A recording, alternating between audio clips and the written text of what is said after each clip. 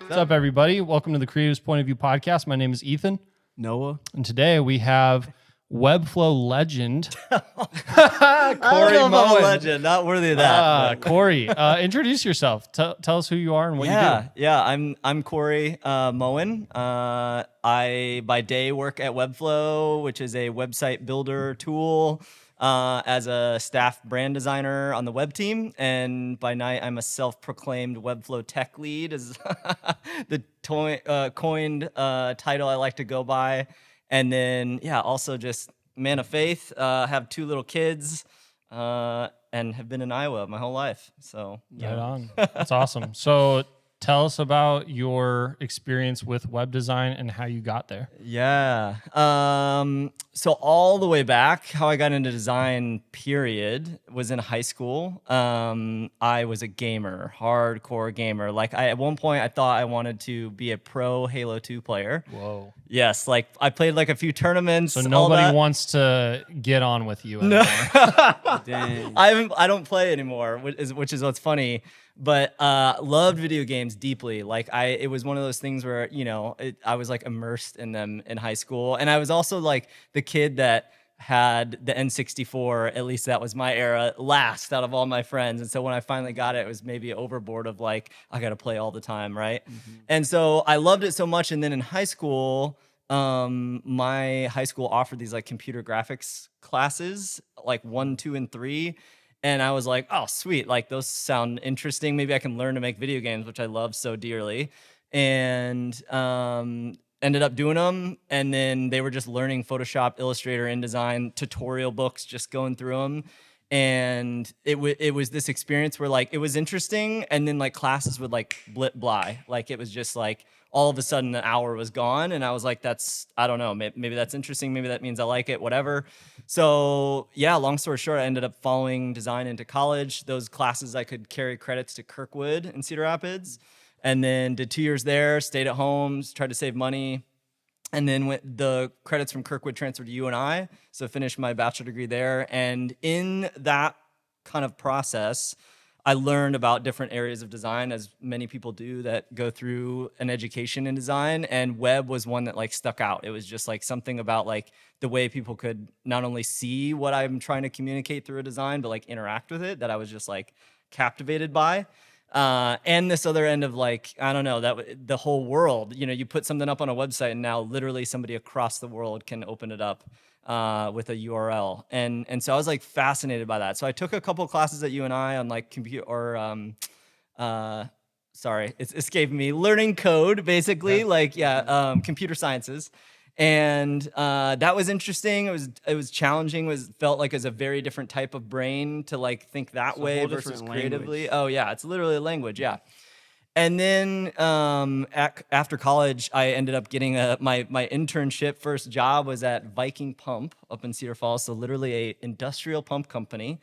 My first summer, I formatted data sheets for for an entire summer, which are like if you bought a fridge or a microwave or anything of TV, it has like that black and white booklet of specs. Yep. I was just laying those out for these big pumps that move poop or peanut butter or anything in between. Wow. Oh and then in that process, on that team, it was like a marketing team that served a bunch of different companies under IDEX, which was this like umbrella brand.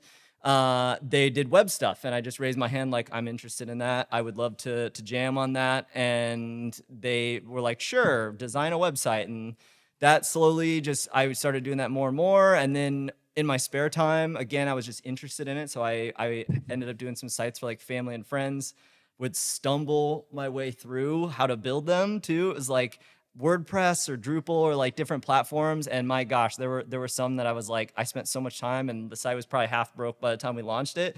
But I was like, I'll just do anything to learn it. I was that interested. And then, fast forward to today, I've just, had more and more experiences of just learning that stuff. And then about 5 years ago, I found Webflow as a tool to build sites and design sites. And it sounds so cheesy, and most people are always like, you are a nerd. It changed my life. It literally changed my life, because it was finally this tool of like, as more of a designer than an engineer or developer, I could build something, but build it in a legit way. I felt like I could learn and actually build something that was just as high quality as somebody that's purely a developer, at least for like front end code. And so I just fell in love with it, and I started using it all the time. And then like 4 years ago or more, I decided that I was just going to solely focus on that. No more brand work, even though my title is like brand designer at Webflow. It's a little deceiving, but I just wanted to go all in on web design and web development, specifically with Webflow. And then one thing led to another. Ended up joining the team, and I don't know. Here today. So sorry. How did Long you? one. No, Yeah. you're good, man. That's awesome. Yeah, that's great. Like Yeah. sometimes we have like, I mean, everyone's different, right? Like Yeah. I can tell you're a very extroverted person because you just have the confidence to like go out and just like Yeah. give us the whole story. So we don't Yeah. even have to like ask you all that stuff. Like you literally covered it. Yeah, So that's there's good, details man. in between, but for sure. Yeah. So going to Kirkwood, so you're not originally from Des Moines. No, yeah. Okay, so Sorry. where are you originally from? Cedar Rapids Okay, originally. Yeah. cool. So what brought you to Des Moines? Cedar Rapids, then went to UNI, met my wife at UNI, and we ended up moving to Des Moines because my sister lived here at the time, and we'd visit a couple times, and it's just like, we're just like, oh, this is so great. Like we were definitely in this camp. We wanted kids and all that one day, and so we knew, we would love to even leave maybe Iowa at one point. We were like, go to a coast or something. But the reality of like, it takes a village, as they say, to raise kids. Having family close was huge.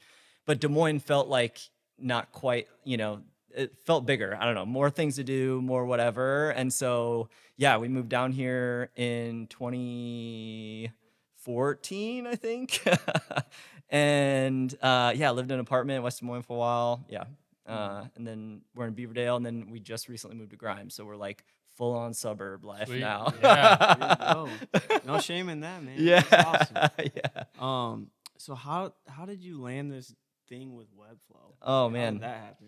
Yeah, I mean, the way I put it is, internally too. I say this all the time. Like, I feel like a groupie that joined the band, right? So like, I became so, honestly, especially like, at least from my faith perspective, there was a point where it's like maybe too much of an idol in my life. Like, I became obsessed with Webflow.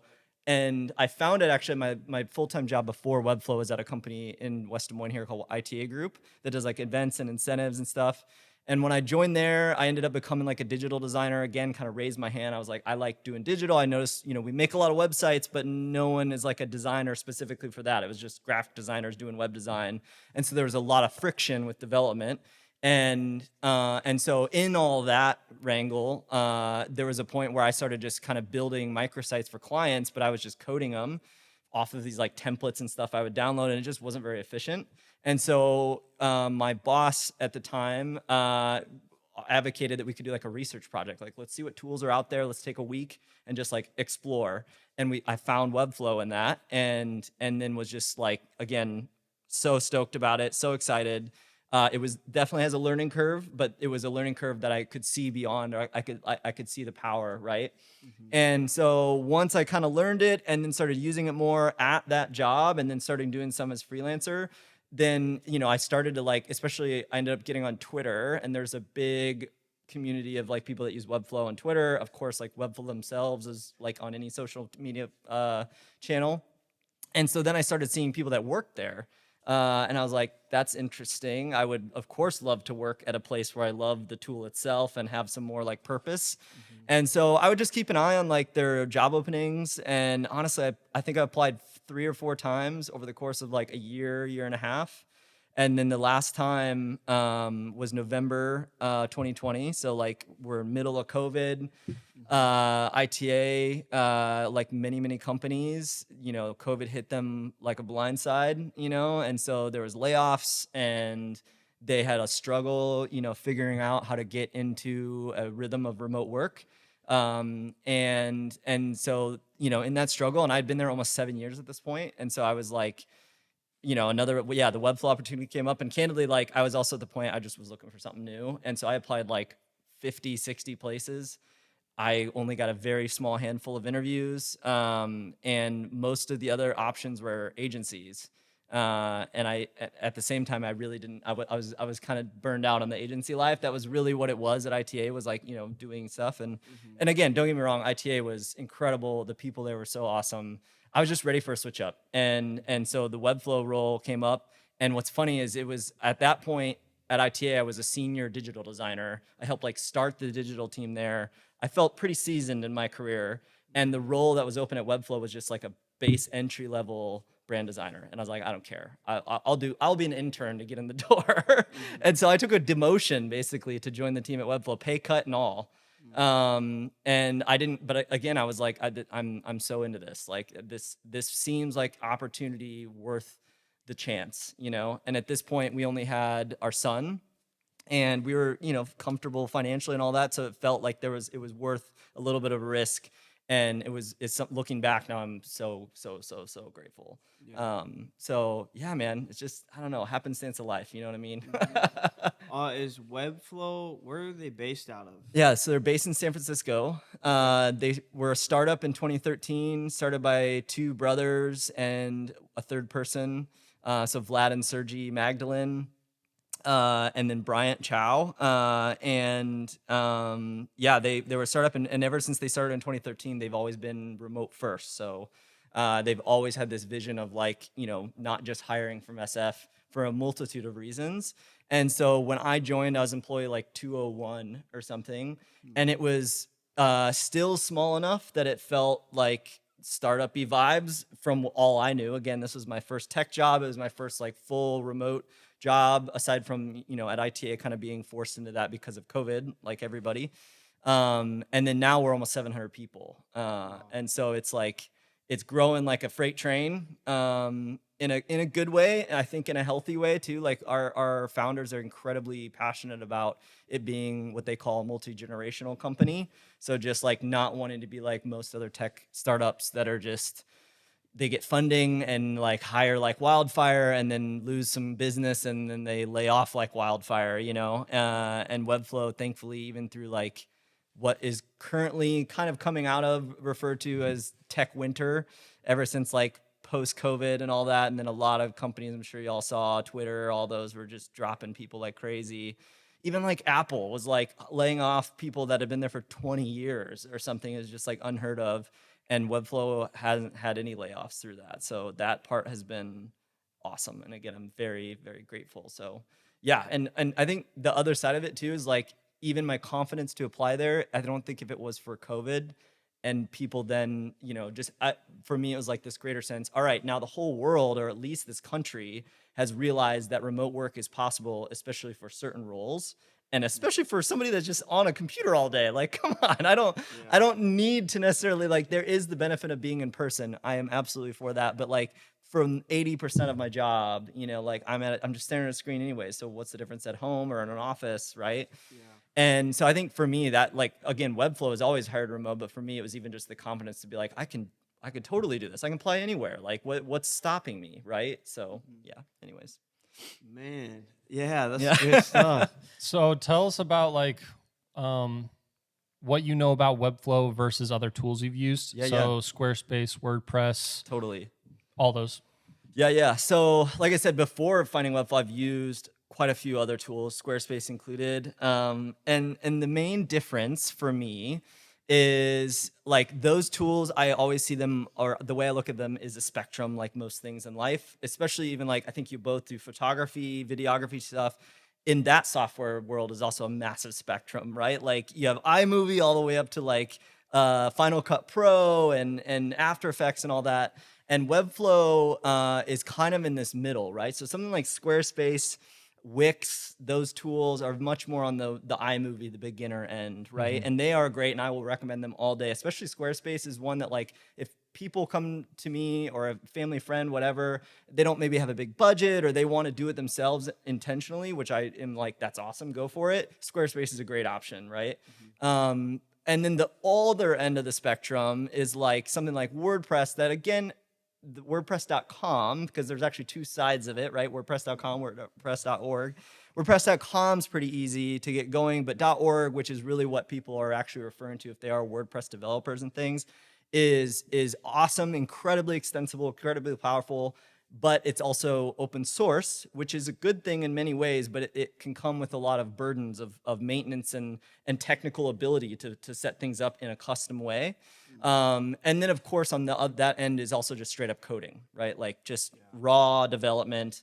And then with that also comes not just knowing the languages, but like, honestly, to me, my opinion is the greater challenge is all the infrastructure and things that come with it, like how to pick hosting and databases and automation tooling and middleware and like all this stuff.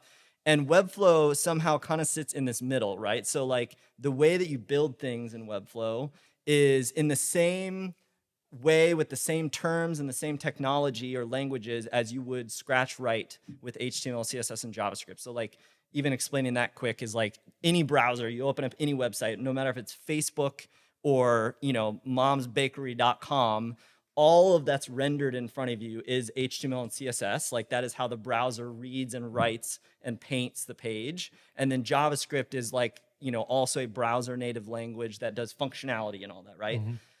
Beyond those, there's a multitude of other languages, but at the end of the day, all of those have to write up to those core 3 languages, right? Mm-hmm. And Webflow just uses those core languages in a visual canvas. So if I need to make a section that's like, full width with a color and some text on it, I'm just dragging in a div, which is literally the same, like if you were to write out div in HTML, it's the same element, right? It's just visual. And then if I want to like set up a layout with 2 columns or something, I need to add like another div and apply like a style to it that sets it to left-right alignment, those kinds of things. So, which is again the exact same terminology and ability you would do with code. Mm-hmm. And so in that way, like I mentioned a little bit ago, Webflow often has a learning curve. And so that's sometimes where people are deterred if they are more just wanting to get something built quick. And then at the same time, people that are already pro engineers, they'll like see it and they'll be like, why don't I just write it myself, And so it does sit in this middle ground, if that is hopefully clear on just where it sits in the spectrum of things. And then I would say even where we're going, we actually just had our annual Webflow Conf this past Thursday, released a bunch of new features, our new brand, which it's been a wild rush of a year for our team. And that conference was even a really good indicator of like the direction we're going is more the developer spectrum end of things. Because we've already started to serve a lot of enterprise customers, things like that. And the most common user of Webflow is freelancers and agencies that are building sites for other people and getting paid to do it, right? So it's far less customer base in that more DIY kind of area. So yeah. Wow. So I took a coding class in college, mm-hmm. and it's just crazy, like all the things you're talking about, like the HTML, CSS, JavaScript, all that. Like I know what you're talking about, but it's like crazy. I remember our final project in that class was making like just kind of a basic website. Like we had to pick a business in Des Moines and like make a website for them, and I just made up some coffee shop, and it was when I got down to the like creating a form and like that type of stuff, that's when it got super hard. So like things like Webflow, like super helpful, just like having that stuff easily. Like, they take care of some of that for you for sure. Yeah, so that even as a comparison, it's like, so Webflow, and some people love this, some people don't love this, is a fully contained solution, right? So they provide the hosting, all that. Like once you build all your site in that canvas, you literally click a button to publish and it's live to the world. If you want it on a specific domain, whatever, example.com, you just put that domain in on the back end, and so they provide all of that infrastructure. So even things like forms, you just like drag a form into the canvas, and then you can apply some classes or styles to it to make it look however you want. But then all the logic of capturing those form submissions, is just built in. Or if you want to send form submissions somewhere else, then you can do that very easily, but it does get into the end of like more developer-oriented stuff where it's like you need to know the type of action or where it's going or that kind of stuff. So again, that's where it sits in that middle area. But yeah. So is like the templates, are they built by people that work within Webflow? And has AI started to be a thing Ooh, in like Great the questions. world of developing websites and stuff? For And sure. is that a thing at Webflow, or is it kind of mainly people? And Yeah. how do you feel about that? Yeah, dude, this is a deep one in the digital space. So templates, I'll start there. So Webflow, we do have a template marketplace. Something that's different though is like, even just, I guess, speaking from my own experience, as both full-time and freelancer building Webflow sites, I've never built one starting from a template. I always do it from scratch or my own like base kind of framework that I build off of. And that is a key piece that for me, when I first found it, was so different. Is like with WordPress especially, I built, several of those. It was like I felt like I'd spent literally days finding the perfect theme that would be my starting point. And then I'd have to like rigmarole modify it into the actual design I wanted. Whereas in Webflow, it's just like my design workflow. I start from what is the document size I need as a print designer, right? Oh, I need 8.5 by 11. Here's my blank sheet. Here's my fonts. I'll start adding stuff in, creating layout. That's exactly the same way I approach a build in Webflow, right? Again, I have some base tooling that makes me work a little faster. No different than like in Photoshop or After Effects. You might have like your pre-built, plugins and things that you use all the time. But that key piece is like so different. Like even on our homepage, it says like creative power beyond templates is kind of leaning into that point, right? Like you don't have to go at it from this opposite direction like you traditionally do for almost every other website tool, honestly. Like even something like Squarespace, that's the benefit of the DIY is you just pick a theme, most of the work's done for you, you're just modifying it. So in that use case, it makes a ton of sense. In the pro use case though, like a big business like that has a design system and all these like very specific business and strategy specific elements and tactics, like it's more work to have to re-engineer some existing thing to fit that versus just building it from scratch, right? So that's that end. And then AI absolutely is like making waves in the digital world, especially engineering, especially website builders. I'll start from like my own experience or use of AI. I use it daily.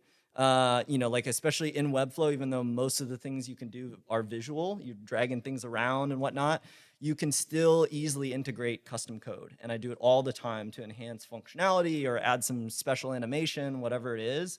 And, I've learned code over the years and up until the last year even, and now AI has like exploded.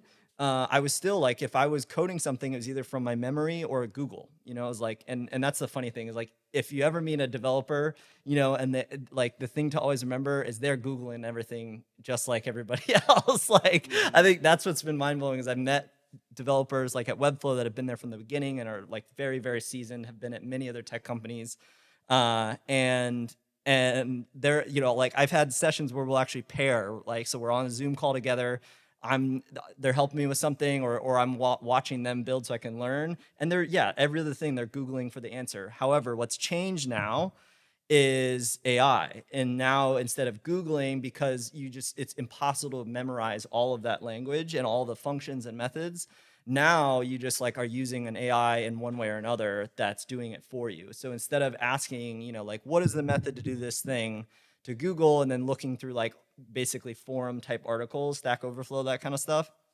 Now the AI is spitting the code back for you. And then the key though is that it's still not quite good enough no matter what social media tells you that it will just like get it perfect the first time and or be able to do it extensively, right? Like it's really, really, really good at doing it in small chunks.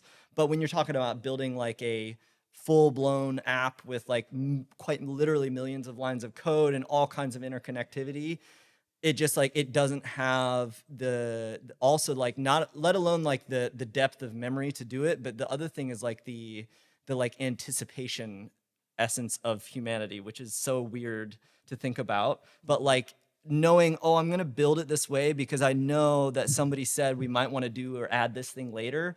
It doesn't have, it only knows what you give it, right? And so even if you give it the world, it's still only a certain amount. So that's kind of meta, but yes, I use it every day, and in a couple different ways. Like the tool I use all the time now is called Slater, and it's built by an agency in the Webflow community actually. And so all it is just like basically OpenAI's ChatGPT, which I'm sure you've heard of.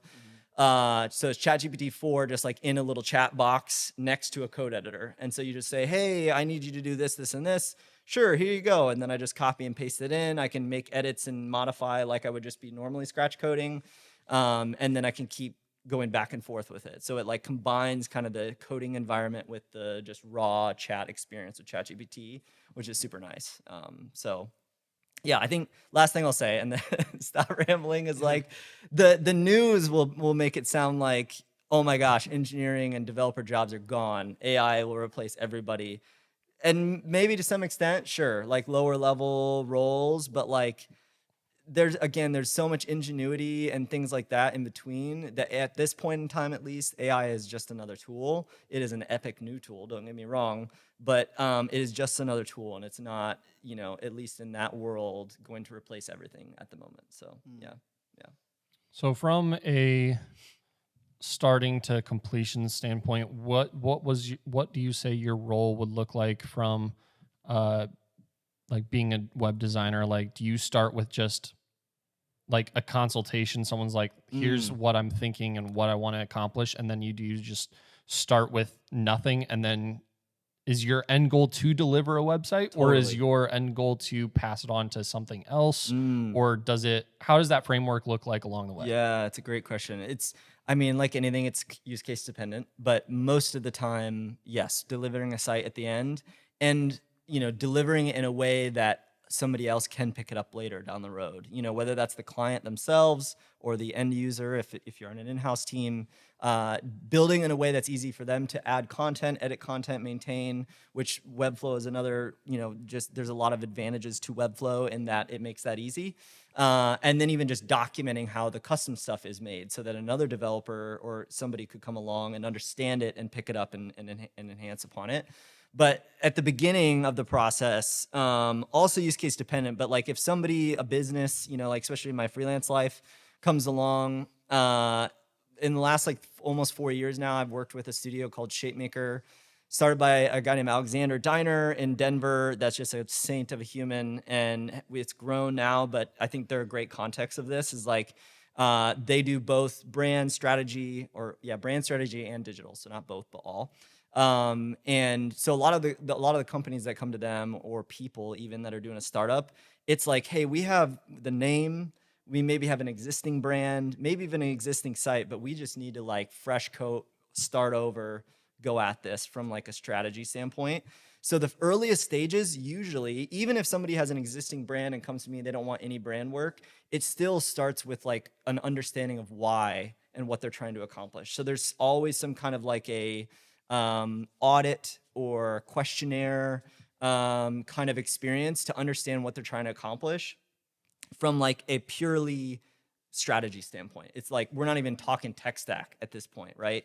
And I think that's the funny thing too, is like there was a lot of years there for a while, whereas like any freelance work especially, people hadn't heard of Webflow as much. So I was like convincing clients, or it just wouldn't come up. There's also a lot of clients that like they'll just trust that you are the expert, you recommend the platform or however it should be built.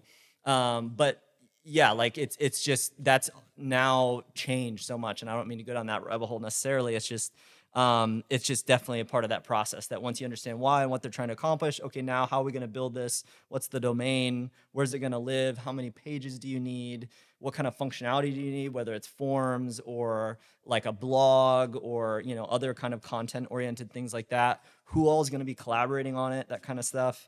And then ironing out timeline, right? And that's another thing it's been really cool to see the industry at large evolve. Like I still feel, what's funny is like I still feel like such a just like amateur in the just digital industry or web industry at large, because like although it's a young industry in the grand scheme of humanity, it's like 30 years old, it's still it changes so quickly that like it's always this weird dynamic of the people that have been doing it for 20 years. They know a ton of like the root core of how the web works, but it also moves so fast that they quickly can be out of tune, right? And so it's this weird dynamic in that relationship as well with clients and all that. Like even WordPress, especially the way I talk about WordPress is like the Kleenex of tissues, right? Like I don't know about y'all, but like I call it when I need a tissue and I need to blow my nose, I say I need a Kleenex. And like, what's wild about that is like, that is a brand. That is not the thing. Right. Because it's so common, right? And so WordPress is really, I mean, it's actually going down, but at one point it was over 50% of the entire web, not like the normal web, not the dark web per se, but like it was that massive, right? And so it's so common that like you'd also have these conversations with clients of like what in that process and workflow of what we want to deliver. That's like, oh wait, you're not using WordPress, like, and they don't know why you would use WordPress other than their friend said to or whatever, right? Mm-hmm. So there's that whole other dynamic in there. Yeah. Dang. Dude, a lot of this stuff is like I'm hearing it and I'm just like blown away because it's like stuff that I know like hardly anything about. Oh, dude. But it's Yeah. crazy. Yeah.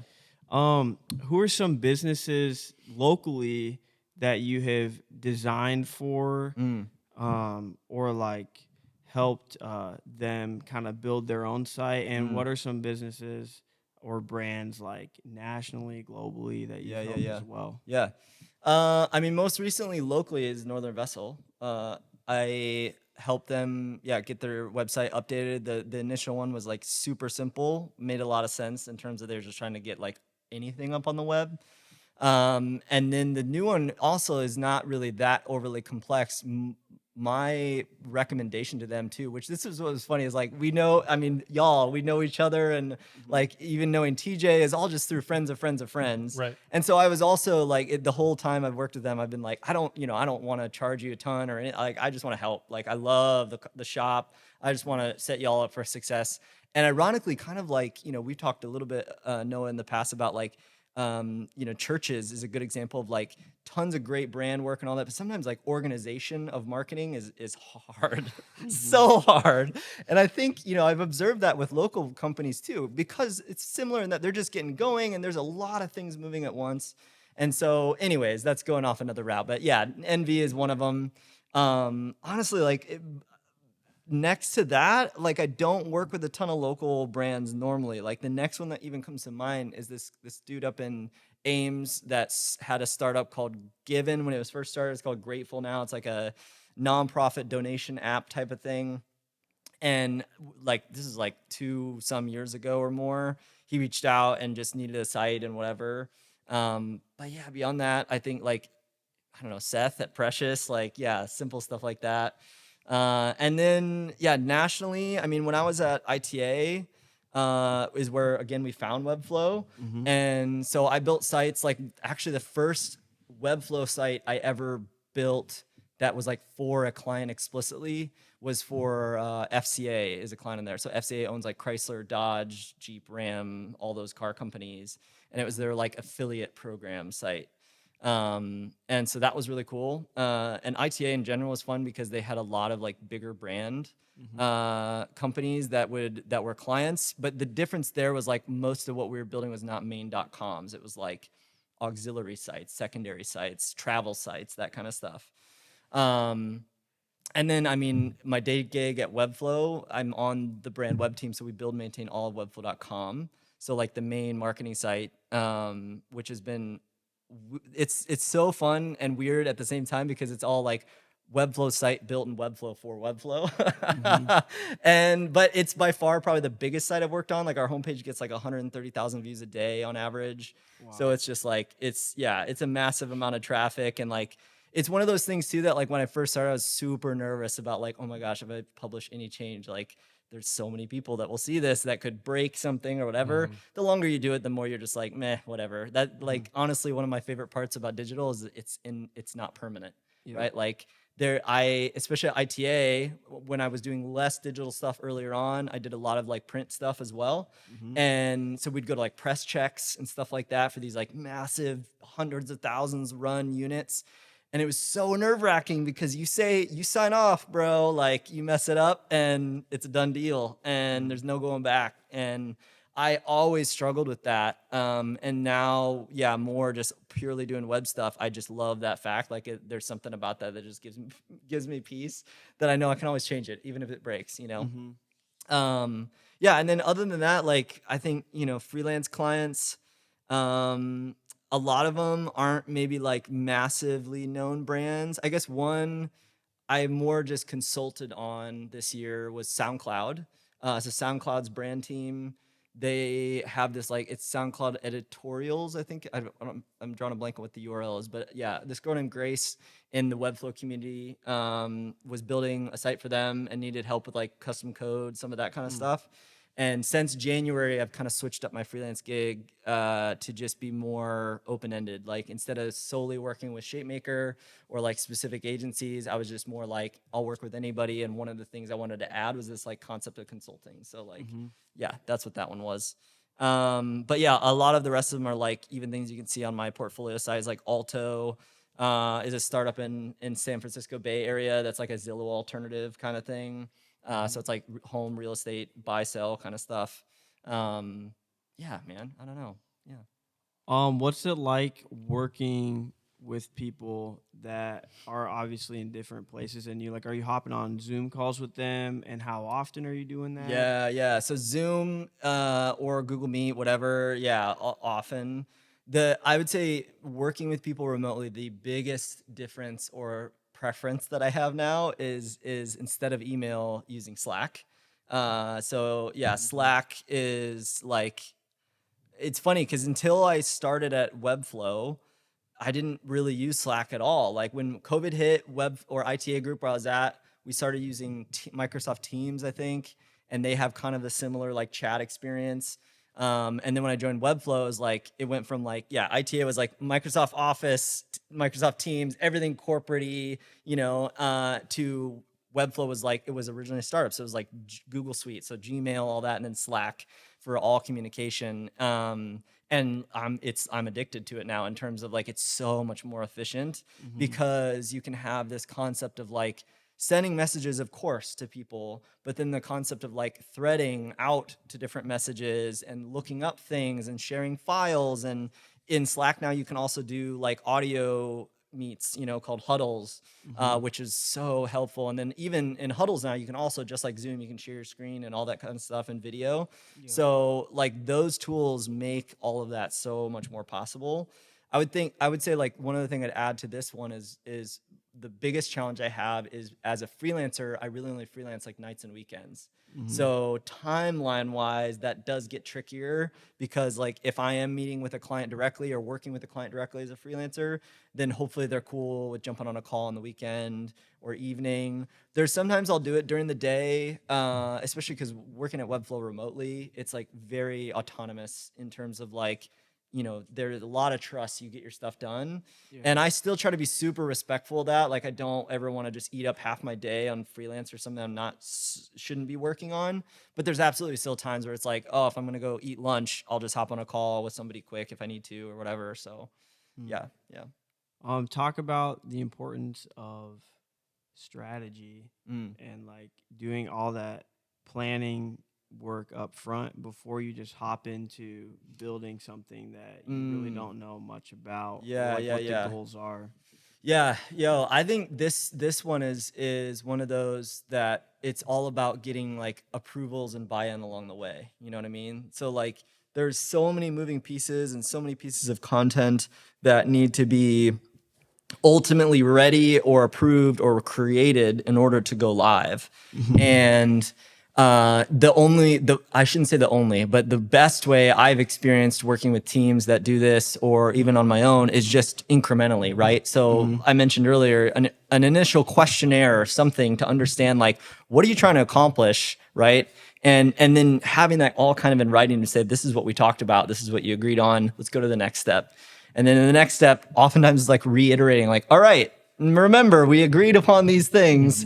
Now we're going to do this. Okay, sweet. We did that. Now we're going to do the next thing. What's funny is like, that is the ideal state. The reality is it's not. I mean, it always goes wrong. Like I had a client this year already that we ended the relationship before it was all done because it went awry. Like it was a brand and web end. We almost got to the end of the brand, but even by the time we got there, like those initial things that were signed off on and agreed, in writing and over calls, they shifted, because people like in this case, like the founder kind of got maybe I think some cold feet, a little nervous about really going edgy on his brand and some of that. And that's fine. Like we're all humans and we get it, And so I think it's just one of those things again, that's like, it sounds like a cop to be like, every experience is different, but like you try to follow the guidelines, you try to follow this process and this methodical approach that you refine over time, while always knowing, I think if I've learned anything in 12 some years doing this, is like knowing that it could change, or every single circumstance could be different, Yeah. Yeah. So you just said like you've had an experience where like one of your clients at the time, like your guys' business relationship just ended. Like, how do you deal with stuff like that? Like, is it in that instance and maybe others, like, is it normally them that are like, oh, like, we just don't want to do this? Or have you ever been in a position where you have to be like, okay, I'm removing myself? Or can you do that? Yes, you totally can. Yes. So I've been in this scenario, but in that one specifically where it's the agency or freelancer saying we need to be done, thankfully I was secondary party. So like specifically ShapeMaker that I've worked with a ton in the last 4 years. I will hop on calls with clients, but I'm not to that degree of client facing. So like, the just general contracting, that kind of stuff. But I've been a part of several projects there over the years that, the client would all of a sudden just, what often happened, I would say if I can point to like a commonality in that, is just things that were initially had in a conversation and agreed upon, and even to the point of personalities change after an amount of time. And sometimes it's not somebody's fault. It's just life happens, like the client is all of a sudden super stressed or overwhelmed or in over their head on something else. And, our involvement with them becomes very low priority. And at the end of the day, it all comes down to time and being respectful of everybody's time too. Like, so cheesy and meta, but like the older I get, the more I'm just like the only actually, rare and completely equal source that all of us have in this world is time. Like we only have so much time. And so like the older I get, the more I'm like precious with that time.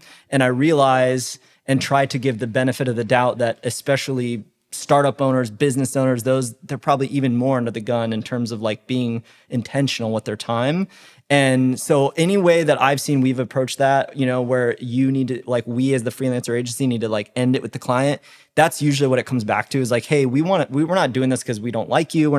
This is not a personal, emotional thing. It's simply like, we want to be respectful of everybody's time and everybody's dollar.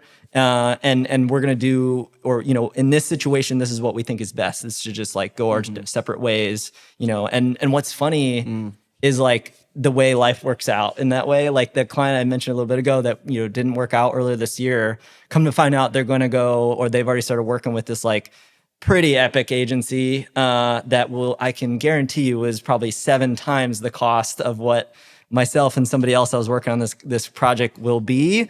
And what's funny is even in there, like there was conversations about pay and some of that. And it's like, they seemed edgy about the cost and all that then, and now they're going to go spend like astronomically more. And I hope that the agency can direct them better than we did, or I hope that the client is in a better place and more ready for that change, but it's just, it's funny how that stuff works out, Yeah. So. Do you do anything with app development? Mostly no. Okay. Yeah. So it's funny. It's one of those things that's like in the same general industry, but it is a very different niche. Yep. Even if you're straight up coding for iOS or Android is a different language altogether usually than for the web. There is some basis of things like React that is, there's these frameworks that you can write all in JavaScript, for example, and then you can compile it to a mobile device store's needs or the web at the same time. Like even a lot of tooling like Facebook and apps like that, Instagram, whatever, are all probably basis on that. Like even the framework I mentioned, React, is built by Facebook. Like that was created by their engineering team. And now it's like one of the most common JavaScript frameworks in the world. And so, long story short. But I would say like if those needs ever came along,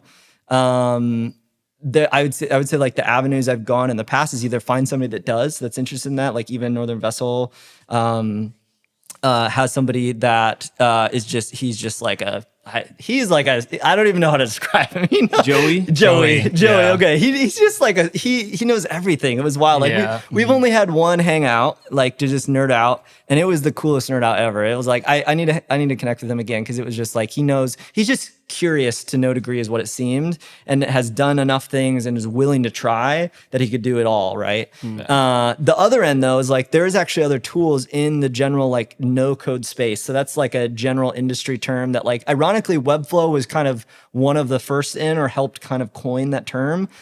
What's actually ironic about it is like now Webflow doesn't like to be like we like to call ourselves like visual development tool, not no code tool, because like I mentioned earlier, like you do integrate code with it. Like no code is kind of a misnomer. It's more of a catchy marketing phrase, but in general, there is tools out there. Like one's called Adalo that you can build straight up mobile apps in this like visual interface where you don't need to code, and you can build like some pretty gnarly logic. Another one is called Glide that I remember in this is kind of a rabbit hole, but in 2019, before I joined the team at Webflow, again, big fan. They had their first no code conf. Back then it was no code conf. So that was their user conf. And I was so amped. I like did everything I could to convince ITA group to at least pay for like a flight or something to get out there. I don't remember exactly now. I feel like they paid for my ticket, but we had to figure out our flight and hotel, whatever. And so I was like, I gotta go, whatever it takes. And so my wife, myself, and our son at that point was like a year and a half, went out to San Francisco and went out a few days early, see the city, whatever. And then I went to the conference for a couple days. Long story short, when I was there, the person that started Glide is what it's called now, is called something different then, was speaking. And it was like a Google Sheet app. So any Google Sheet, any, spreadsheet style data, you could, tie to their app and then build a quick, like simple mobile app interface on top of to do like anything in terms of like, I would say the early examples were like inventory management or like stuff for churches, stuff for businesses, whatever. And then now they've like blown up into this whole greater thing of like, you can build a web app and a mobile app. You can do it in Google Sheets. You can do it in Airtable. You can like, yeah. So anyways, the greater space is super fun in that realm, where if you really just want to build anything for a digital landscape, without needing to write code, there's so many more tools than even 3 years ago now. So yeah. What's the difference in your role as a web designer and a UX UI designer? That's a good question. So a good example there is when I was at ITA, we had a full-time UX designer. Her name was Robin. Also a great human being. She was so nice. She was UX designer. I was a digital designer. The difference was in most projects that would come along, she does the early stages of understanding the problem, understanding the user base, the persona, mapping out like the most common user flows. So like when somebody arrives to this site, this app, whatever it is, what do they need to see? What do they need to do? Where do they need to go? And how do we need to get them there?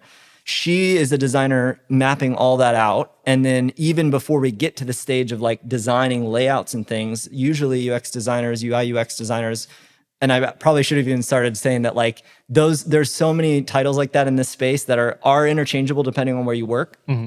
But in general, UX design is more that front end where I'm going. And so she would also do like usability testing. So she'd build like a really rough wireframe that would still have some functionality and things like that. And then she'd go meet with users or potential users over a call or sometimes in person and walk them through and ask them questions about what they would do or how they understand that experience, refine it, and then it would then pass along to me as a designer, more even of a visual design sense, right? So then I'm actually like using those flows, building full layouts, aligning it with the brand of the project. And then in this case, if there was projects that we were then developing for like a microsite or whatever, then I'd straight up build it in Webflow as well. There was also projects where I would just do the visual design and then it would pass over to our development team and they would build like a full app or whatever the thing was. So yeah, in general, that's the difference. I would say UI UX is usually more on the front end side. You may have heard the term product designer as well. That's also more similar to like UX design in terms of it's less about visual design, more about like user flows, product extensibility, design systems, like all the granular elements of like consistency and icons and buttons and all those kinds of things. And then digital design, brand design, I would say those are a couple roles that are more on that visual end, more on the marketing end, that kind of thing. So yeah, I love Adobe XD, and like honestly one of my favorite classes in college was like we had to take like an interactive media design class. Yeah. And they wanted like a lot of us graphic designers to know a little bit about that like digital space and like. So that was really fun working in like Adobe XD and like creating like, prototype like Totally wireframe things and all that stuff. Yeah, it's a great tool. And like it's fascinating to just think about like the person's mind and like what makes sense to people. And so when it comes to building like websites and stuff like that, how often are you looking back at like data and analytics and like actually seeing like what users are doing and like do you do that type of stuff? Yeah, totally. So if it's a freelance project, again, like it depends on the project's goals, right? So one spectrum example, actually, this made me just think of another local client from like 2 years ago. Mid Iowa Health Foundation is a foundation in town here that I met somebody through United Way that, they needed a website, whatever. And theirs is all about content growth, right? So like the person that I met was a writer. She wrote for them. So she'd write blog posts and like other types of articles for them. And so the whole point of the foundation is just for them to be known, to get more people that can donate, that kind of thing. And so in that project, like the whole goal was to grow SEO. And so like I would, every time we had like check-ins, or even today, we don't work as much anymore, but I'll still help them with like maintenance stuff or whatever. I will check and see growth and all that kind of stuff. So you can really see that needle being moved. On the other end, like at Webflow, for example, that's a whole other team. So like we have a growth team that handles all of the analytics and does testing, like A/B testing, that kind of stuff. But I would say the thing that no matter the project is consistent is if I'm working on a project that has an existing site and we are making it better or updating, whatever, it's incredibly helpful to look at analytics and data of how the site's been used traditionally to know things like, is it mostly mobile traffic? Or is it mostly older browsers people are using, right? So that way you can design and develop with that in mind, right? Like in the mobile instance, make sure the mobile version of the site is like super polished and like just as interactive and interesting as the desktop versus like even at Webflow or webflow.com, it's like 70% desktop traffic. So of course, all of our pages are fully responsive and they look great on mobile. But like when it comes to refining the details, we're always going to give our attention to desktop. And if we have time, we'll make sure that carries down to mobile as well. But like, yeah, so it's just like all about aligning those priorities for sure. Got it. Yeah.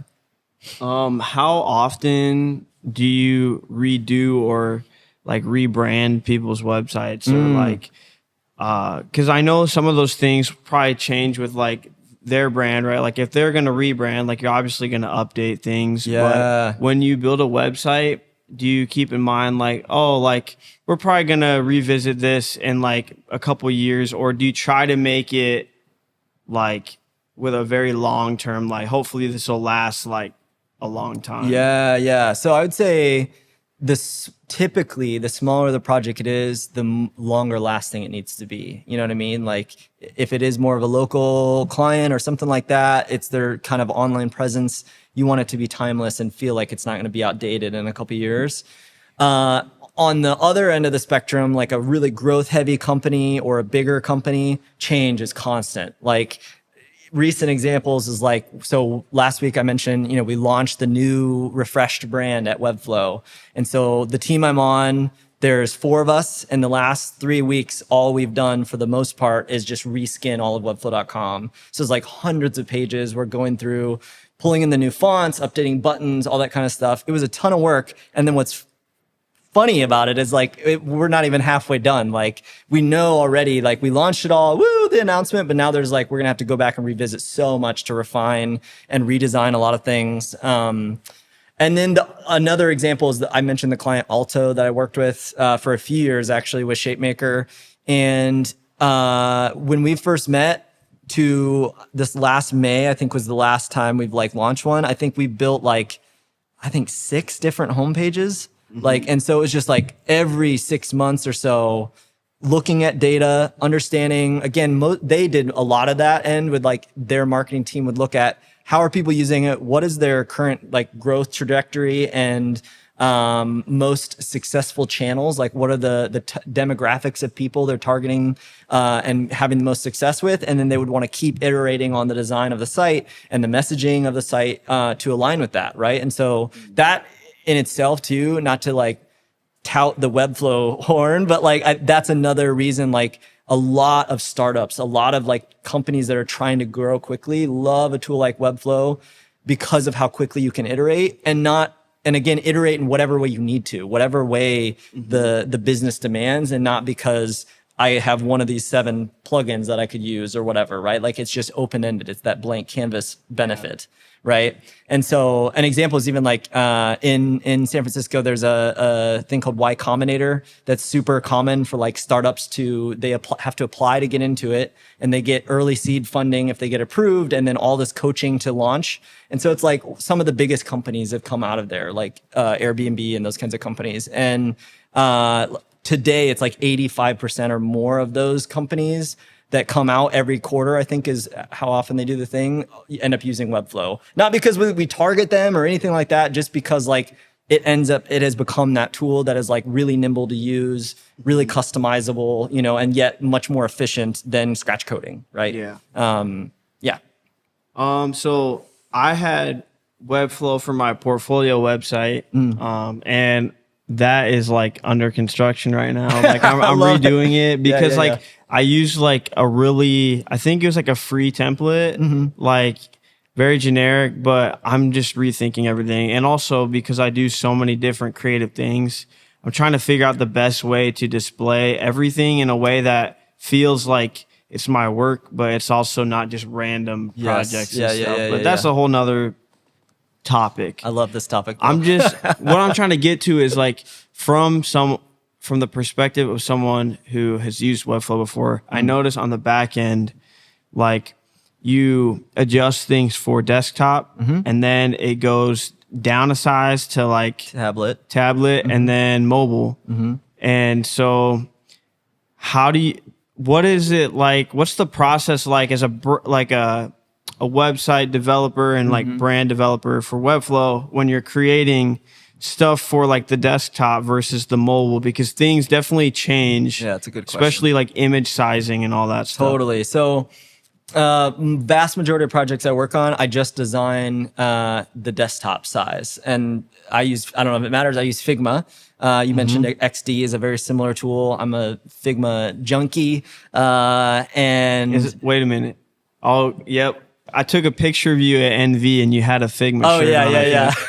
Yeah. I'm that nerdy where like half my wardrobe's just Webflow and Figma stuff. Figma's merch store though, so Their good. branding is so sick. It's so sick. It's so sick. Yeah. So it's so I use Figma, design desktop, and then if the client or project is again heavily focused on mobile, then we will do a mobile version of the design just to show how things shift. But other than that, like it's really just a matter of kind of like assuming how things will flow and shift, right? A great example is like if you picture most sites you see now, they have these like full width horizontal sections. You scroll down, it's just section, right? And a really common layout is like text on the left and an image on the right, right? And as the screen gets narrower, of course, I just want the text to kind of flow and just like take up more lines as it needs. And the image should either just like, stay the same height and kind of get cropped and narrower, or maybe it just like scales down proportionally. And then at some point they both get so squished that they need to just shift and stack, right? And so in Webflow, or again, it's no different than in traditional development, you're using CSS to set styles of when things shift. And so, once they get squished, like even to tablet, then on the element that wraps the text and the image, is what you're probably saying, I want that to be flex or grid or whatever to have 2 columns, then you just are changing a setting on it to say, okay, now I just want it to be 1 column and this much space between each column, right? Yeah. And I want it to be stacked. Yeah. So that's usually the way that I go about it, right? Like is just, you know, assuming how things will adjust down. And like at the end of the day, there's so many common patterns, like, you know, text on the left, image on the right, centered text, image below, whatever,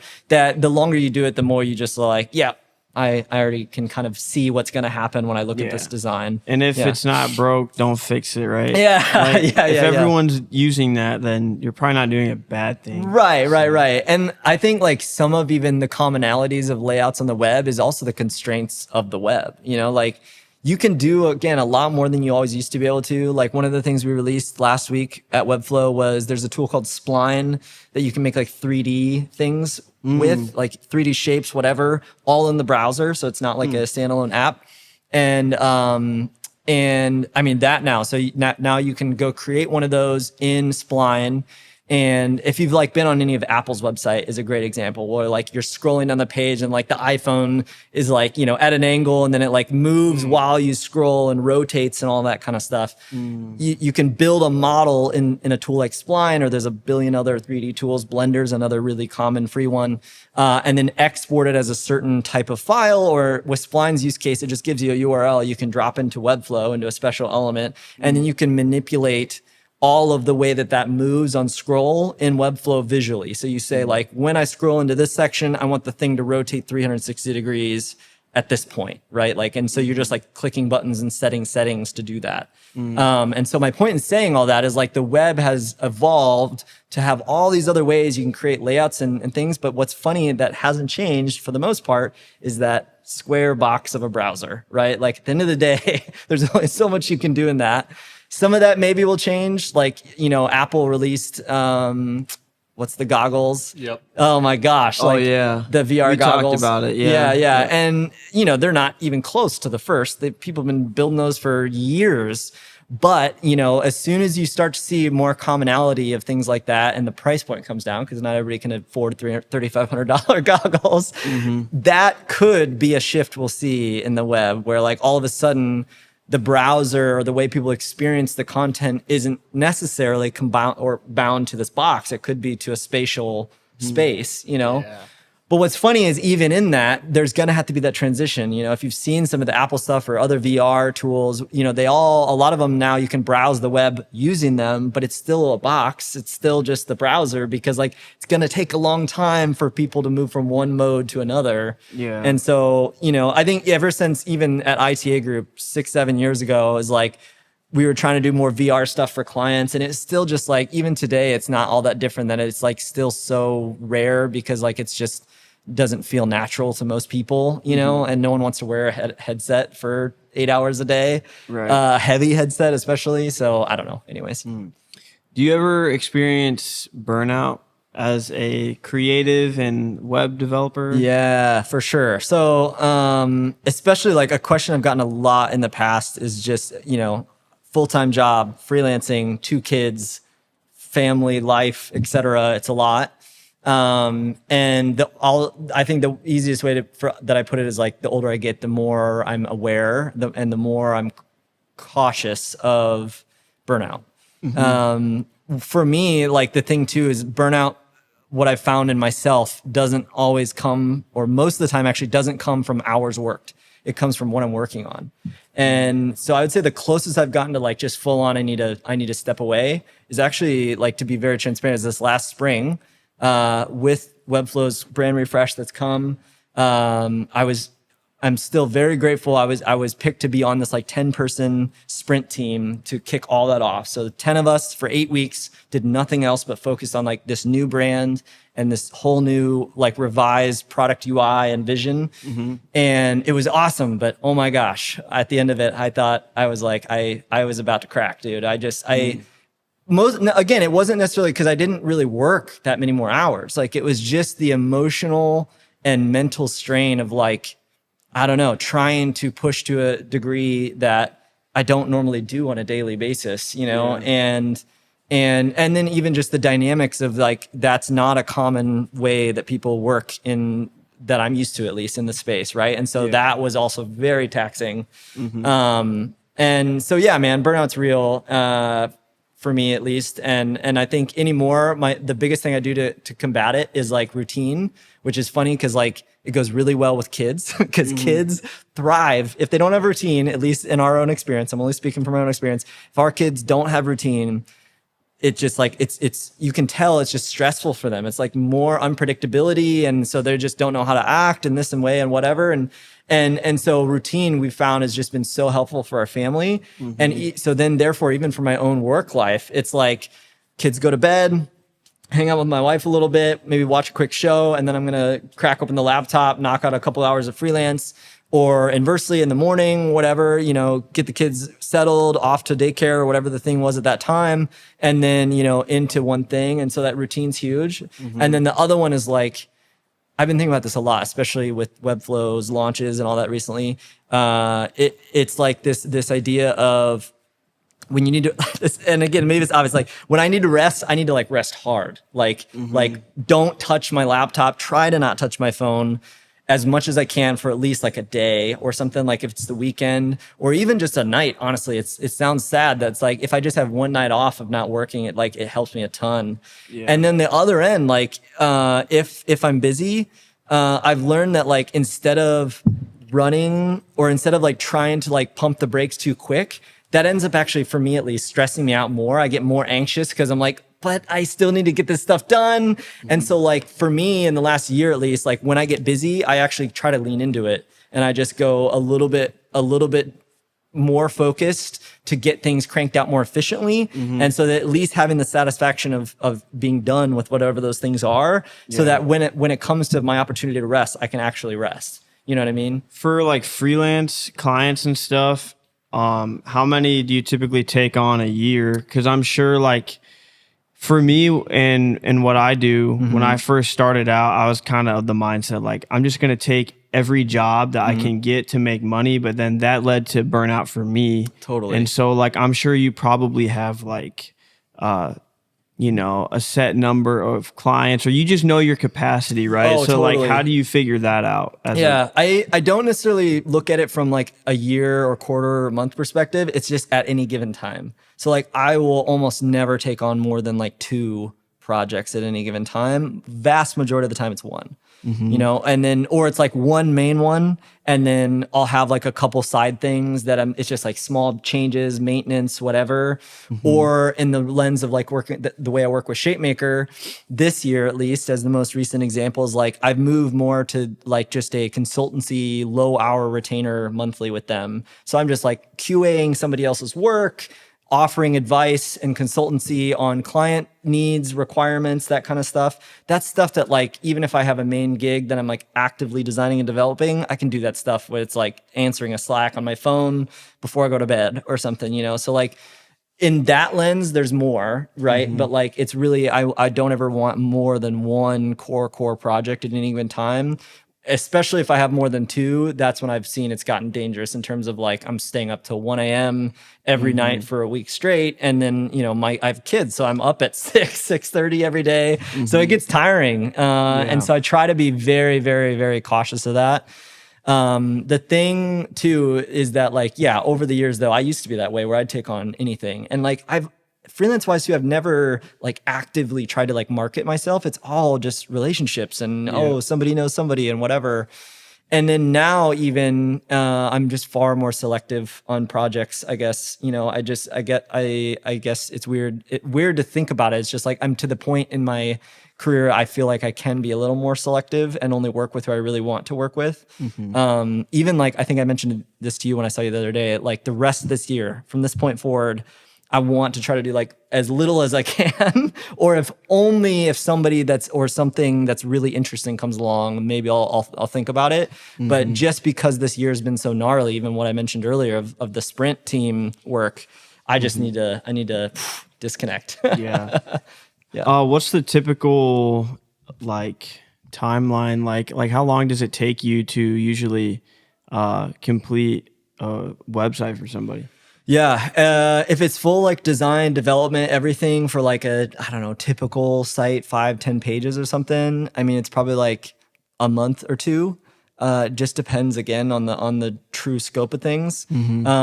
This year though, like it's been such a variety of work. Like one example was a company called Moen that I worked with these two people that were brand designers at Loom. If you've heard of Loom, it's like a tech video recording tool, and they started their own little studio. So we jammed on the site and they designed it. I just jumped in to build it in Webflow, and I built all of it in like a week and a half, which again is fun for me because I could turn around quickly, make the money, and get out. And then also for the client, again, that's where they're like, sometimes they're, especially older tools or whatever, like it can take months, even years to build sites. And so being able to build it that quick is super valuable. You know what I mean? But yeah. So for Corey, like, what is your goal? Like, are you satisfied with where you're at right now? Do you want to hopefully like move into another type of role or explore another type of position within Webflow? Or do you want to grow your freelance stuff as well at the same time? Like, do you have any like personal goals for yourself? Totally. So the goal this year last December even just looking back to look forward, right? Yeah. So in December last year, I stopped working with Shapemaker for a month and didn't do much freelance. And all I did was talk to people, as many people as I could in the industry, to learn like what they're charging, what they're doing, to try to understand better where I wanted to go.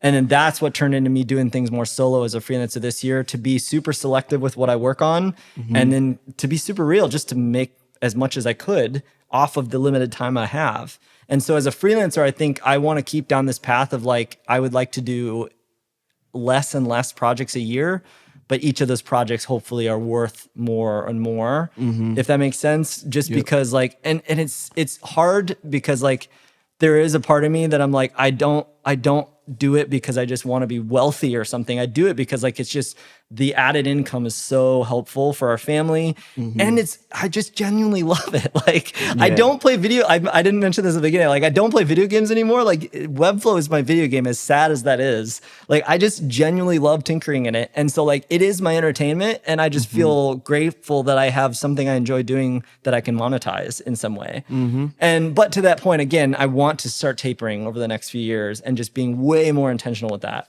That's freelance. As full-time role, I still feel like a groupie most days at the band at Webflow. I don't see myself leaving there for at least another couple years. Part of that is financially. I mean, I would love to be fully vested, equity-wise, and all that kind of stuff. And then the other part is just like, I do, between agency, in-house, those kinds of roles in design, I've just come to love in-house, and that experience working at a company where you're marketing for that company is a very, very different dynamic with your collaborators than an agency, which oftentimes, like at the end of the day, they got to make money. And so it's all about like turning projects over as quick as you can, meeting the client's needs, doing whatever it takes to meet those needs. And that, when I've gotten closest to burnout, it's mostly from those experiences. So I think I want to stay in that realm.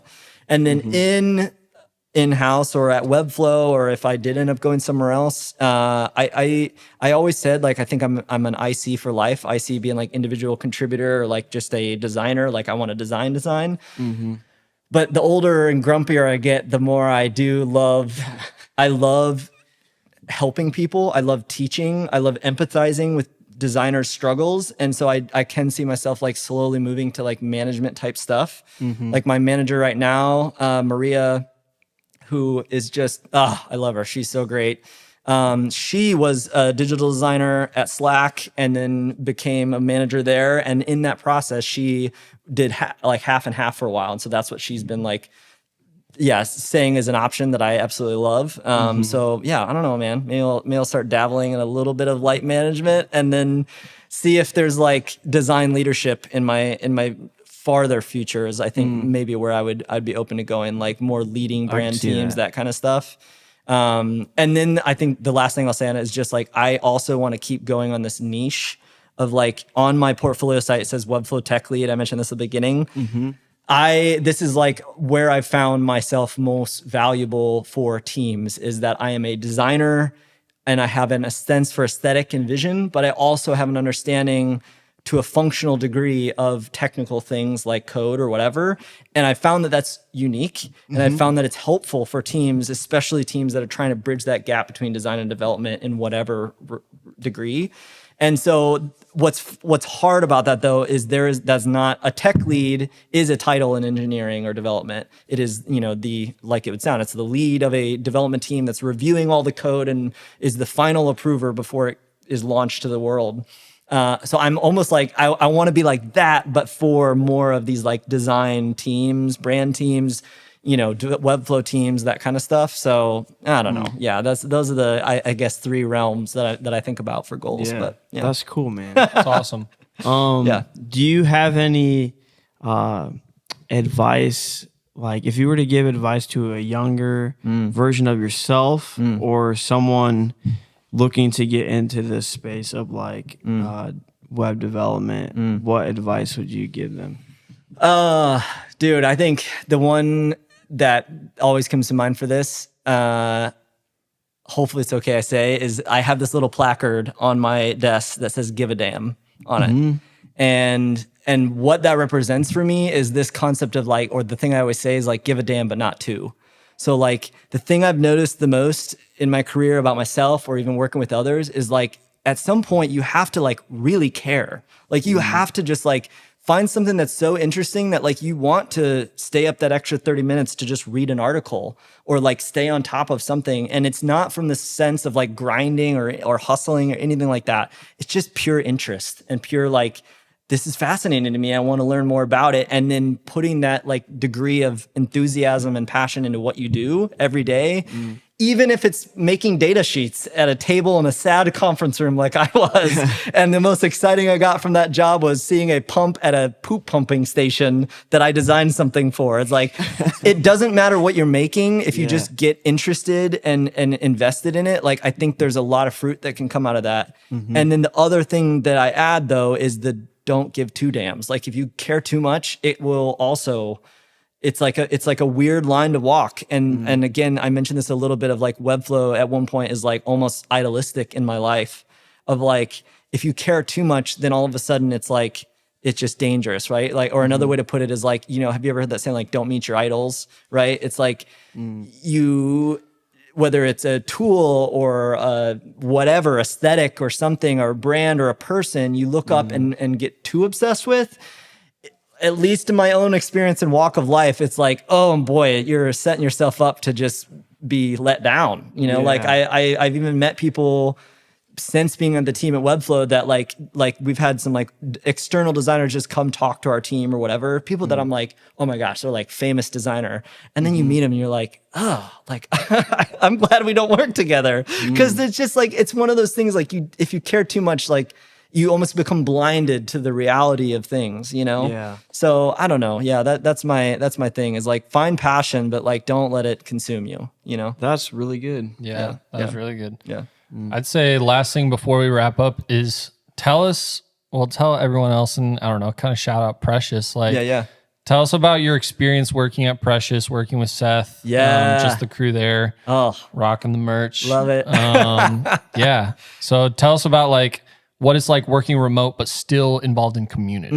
Yeah. If I can quickly on Precious and how, so Seth, Lunsford that runs Precious, he was in those high school classes with me that I mentioned at the very beginning of how I got into design. He is from Cedar Rapids. Yes, so we both went to Kennedy in Cedar Rapids, and back then his dad has always been in bands. His family is like incredibly talented, music and everything else.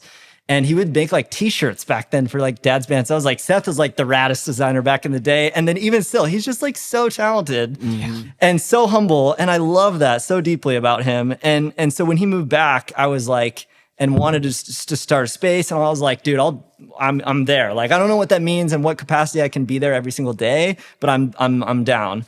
And then more directly to your question of like, yes, it's as a remote person or somebody working remotely every day, I definitely, as much as I do love it, like it gets old, especially like depending on your setting. Where we lived before, this is part of the reason of us moving. I was, my office was in our basement bedroom. So it was like a teeny tiny window. And I was just like, some days it was great. Some days I was just like, I just need to get out, and be around others. And so that was such a just blessing that, it worked out. Seth started Precious, a space to work out of, all that kind of stuff. And then now we're above Northern Vessel, which is just such a cool vibe.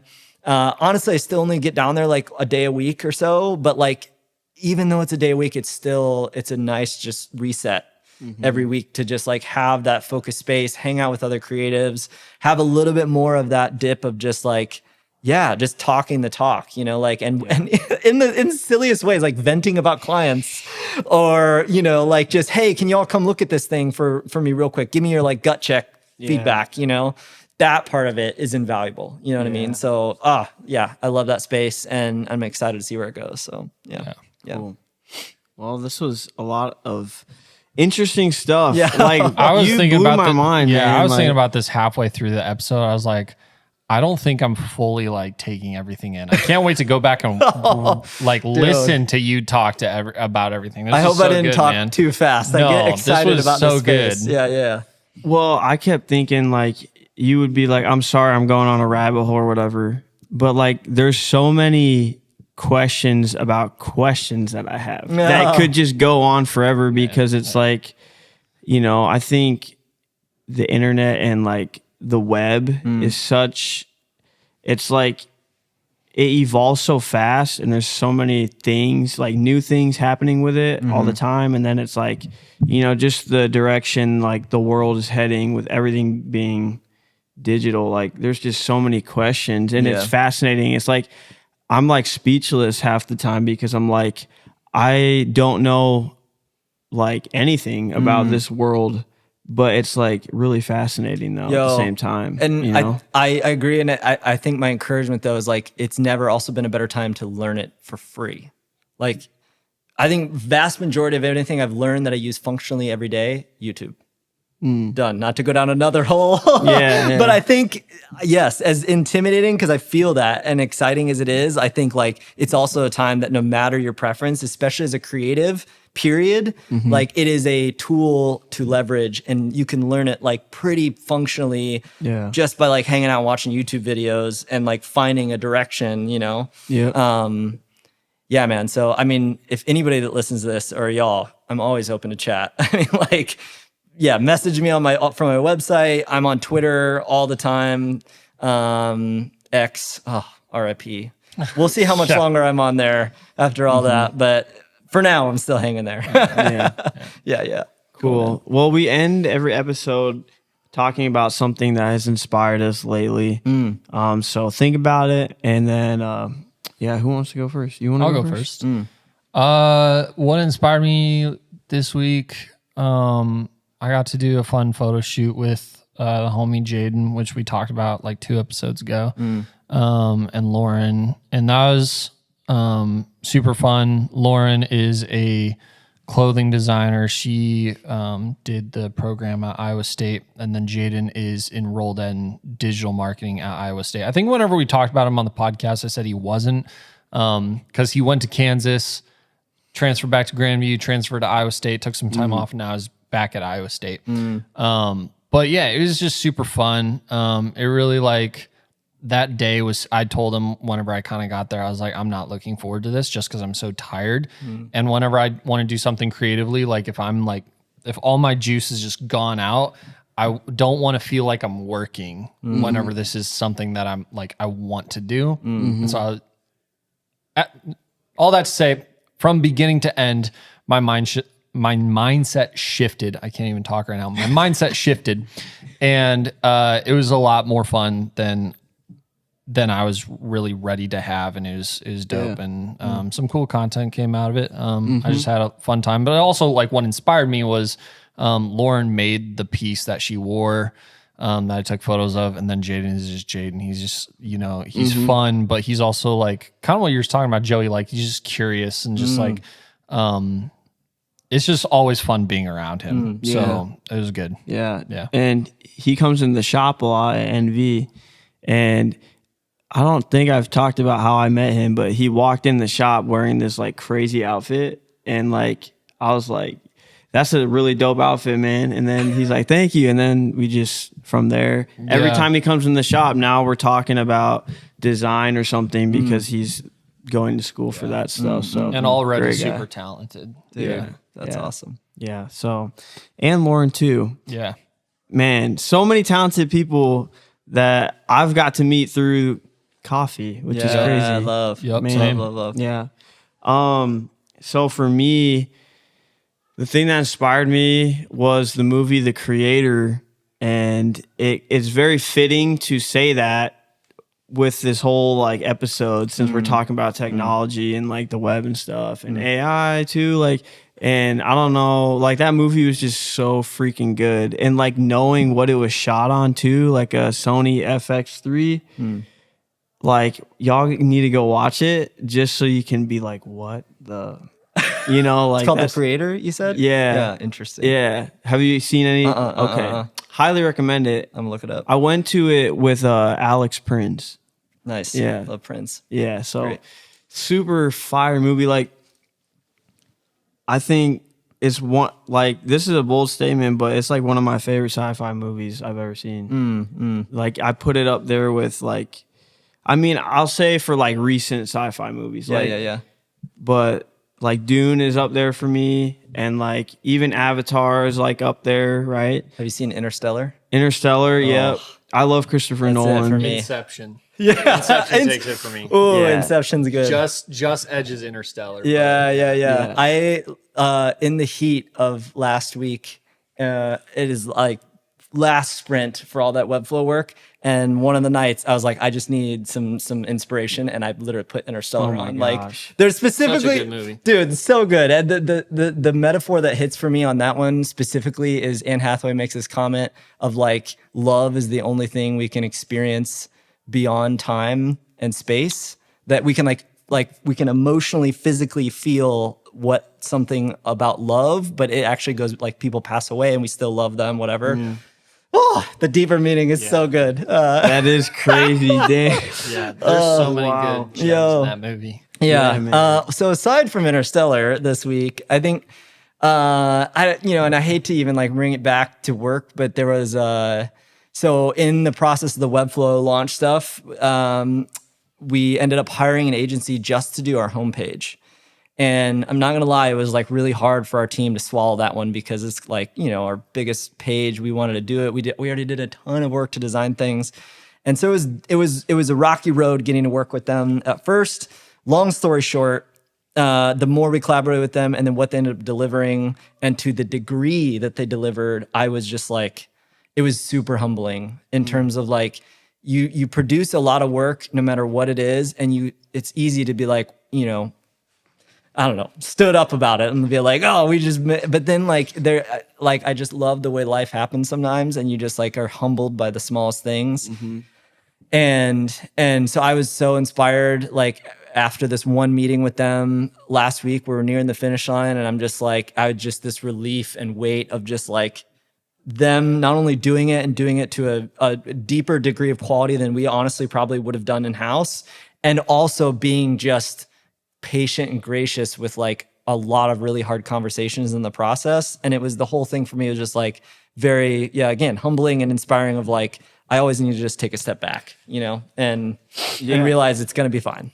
Well, and I feel like it's nice to get like someone else's perspective on things, because as we're all in fields where we help a lot of people with our services, right? Yeah. And I know for me, I will spend so much time thinking about the people I'm serving and helping them and trying to like brand them or deliver them like something that really speaks who they are. And I don't think about myself and who I am. And so I have this problem right now where I'm like, I want to start a brand. I don't even know how to do that. And so I've thought about literally like hiring like graphic designer friends of mine to help me, or like to come in and like consult and like, talk to me and stuff, because like it's so hard to like Remove yourself from that. Yeah. So I mean, I totally get where you're coming from, but Yeah, I think dude. it's good though. Yeah, it's You huge. know? It's huge. Yeah. Cool. This is Thanks good. for coming on, man. Yeah, man. Yeah, this Thanks was for awesome. having me. Thanks for the energy So you brought honored. too. Like Yeah. honestly, Yeah. you're one of the most passionate people that I think we've had on the podcast. Like just from like literally everything that you're saying, like I can genuinely feel like the passion Dude. like just coming out of Thank you. man. It's crazy. Yeah. Yeah. It's a fun So fun, space. I'm yeah. a big nerd. Yeah, love it. Well, thanks for tuning in to Yeah. another episode of the Creative POV podcast. We'll see you in the next one.